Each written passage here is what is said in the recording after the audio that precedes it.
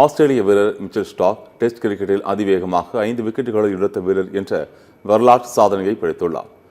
West Indies Australia மோதும் 3வது மற்றும் கடைசி டெஸ்ட் பகல் இரவாக கிங்ஸ்டனில் நடைபெற்றது.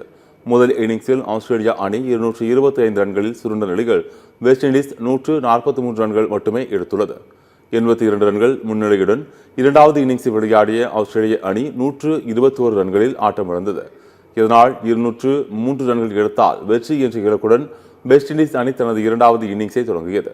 ஆஸ்திரேலிய வீரர்கள் மிச்சல் ஸ்டார்க், ஸ்காட் போலண்ட் ஆகியோர் அபார பந்துவீச்சை தாக்குப்பிடிக்க முடியாமல் வெஸ்ட் இண்டீஸ் அணி 27 ரன்களில் அனைத்து விக்கெட்டுகளையும் பறிகொடுத்தது.